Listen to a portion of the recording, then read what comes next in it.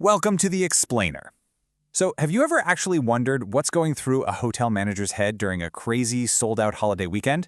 Believe me, it's not just about making sure the pillows are fluffed. It's high-stakes economic strategy playing out in real time. Today, we're going to dive deep into the microeconomic principles that can turn that potential chaos into a huge success. We're talking about turning abstract classroom theories into some seriously powerful practical tools for anyone in the hospitality game. All right, let's get into it. Here's our game plan.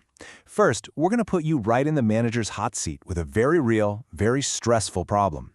Then, we'll start building our toolkit, unpacking the 4 big pillars of microeconomics: how you price your rooms, how you manage your staff, how you get inside your customers' heads, and how you play the game against your competitors. And then at the end, we'll see how it all clicks together into one cohesive, powerful strategy. So, let's just set the scene. Before we get into any charts or definitions, you've got to understand the real-world pressure cooker that these tools are for. We're about to drop you into a scenario that every hospitality manager dreads and prepares for.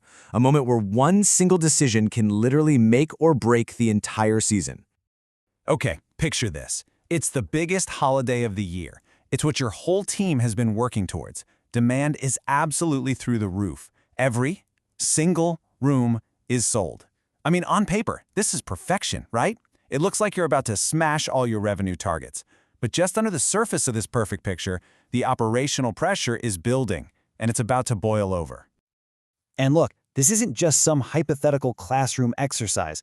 This comes from a real case study, a resort in Tanjung Lesung during the massive Eid al-Fitr holiday.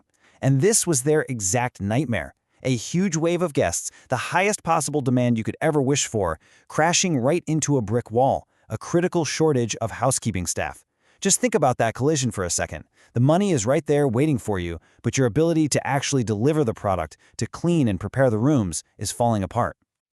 Now, economists have a very specific name for this problem. It's called inelastic supply. Let's break that down. Inelastic just means it doesn't stretch. It's not flexible. In the middle of a frantic holiday weekend, you can't just snap your fingers and create more trained, experienced housekeepers. It doesn't matter how much money you throw at the problem. You could offer to pay double or triple the normal wage, but the pool of available, qualified people in that town on that day is pretty much fixed. In economic terms, the supply curve is basically a vertical line. You can raise the price, the wage, all you want, but the quantity of staff just isn't going to go up. So, you're the manager on the floor. The front desk is swamped. Guests are arriving. And you've got that sinking feeling in your stomach that you just don't have the people to get every room ready on time and up to standard. So, what's your play? This isn't just one decision. It's a series of brutal trade-offs. Every choice you make right now has an immediate impact on your revenue, sure, but it also affects your hotel's reputation, those all-important guest review scores, and the morale of your team that's already stretched to its breaking point. Now, the great thing is, you don't have to just rely on a gut feeling. Microeconomics gives you a clear, structured way to think through the options. Let's look at 3 of them. First, marginal cost analysis. You basically ask, what is the absolute most I can pay a temporary worker before that extra cost wipes out the profit from renting one more room? Second, demand management. Could you get creative? Maybe stagger the check-in times to buy your team an extra hour?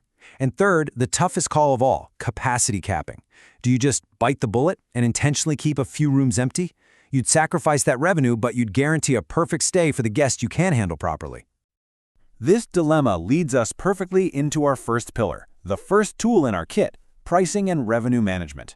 This is all about the money coming in. It's the science and the art of making sure that every single perishable thing you sell, every room for every night, is sold for the absolute maximum price the market is willing to pay at that exact moment. And the core idea here is called dynamic pricing. You've all seen this.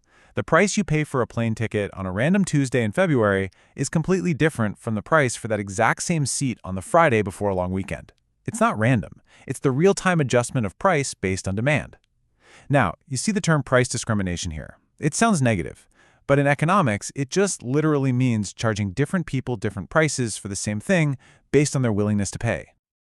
And the way this is applied today is incredibly sophisticated. This isn't a manager just guessing at a price. We're talking about complex software, algorithms that chew through massive amounts of data. They're looking at booking patterns from last year, what your competitors are charging right this second, local events like concerts or conferences, even the weather forecast. And the whole point is to optimize one key number: RevPAR, which stands for Revenue Per Available Room. It's the ultimate metric that tells you if you're getting the most possible value out of your property.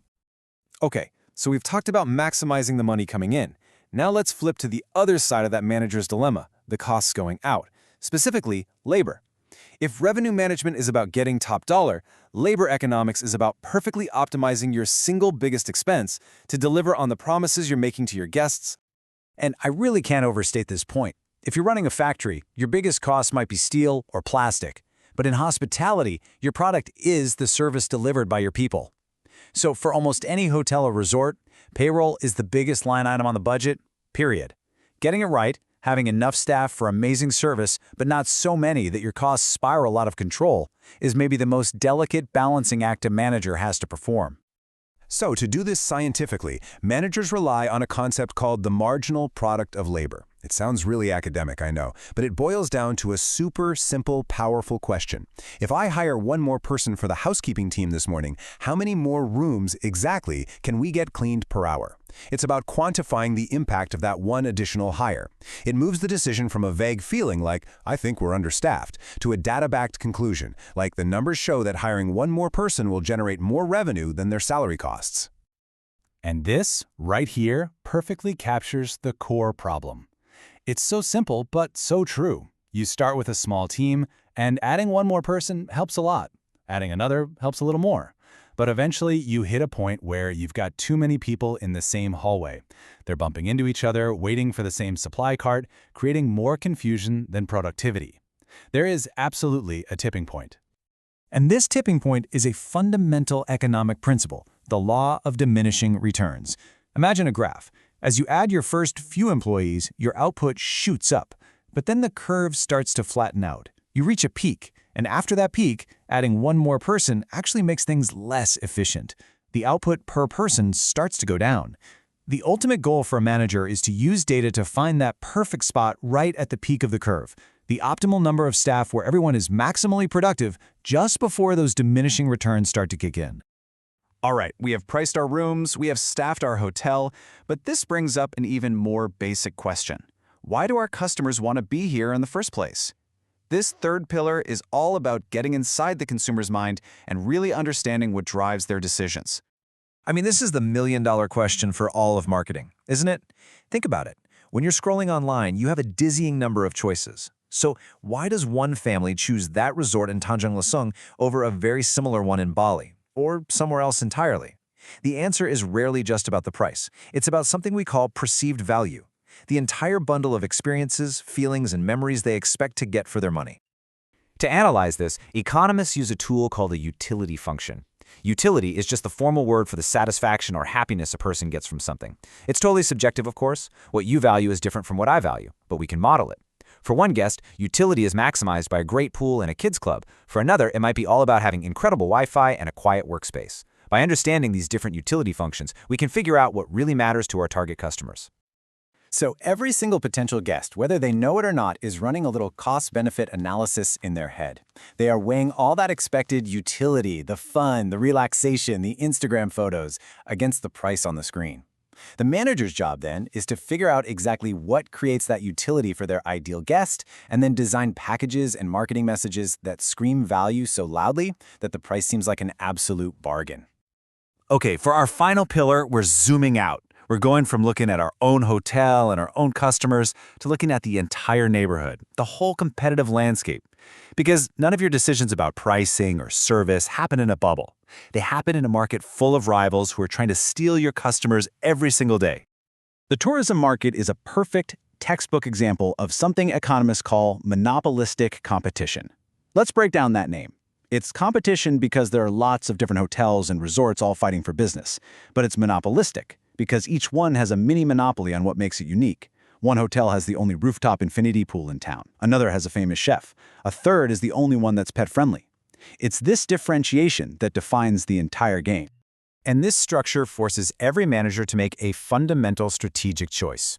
When the hotel down the street cuts its prices, what do? Do you jump into a price war? That's almost always a terrible idea. It's just a race to the bottom where everyone loses profit. The smarter, more sustainable strategy is service differentiation. Instead of trying to be cheaper, you focus on being better, or at least different. You build a brand and an experience that people love, which creates loyalty and allows you to command a higher price, making you less vulnerable to what your competitors are doing. And here is where we bring it all home. These are not four separate topics. They're four parts of one deeply connected strategic machine. Your pricing strategy is limited by your staffing capabilities. Your ability to compete and differentiate depends entirely on understanding what your customers actually value, their utility function. You can't separate them. A truly great manager isn't just a master of one of these pillars. They are constantly juggling and balancing all four at the same time to get the best possible results. And that brings us to one final big thought about the future. We've just spent all this time understanding the human art and science of making these decisions. But today, AI is already setting dynamic prices, optimizing staff schedules, and modeling consumer behavior with terrifying accuracy. So the question I want to leave you with is this.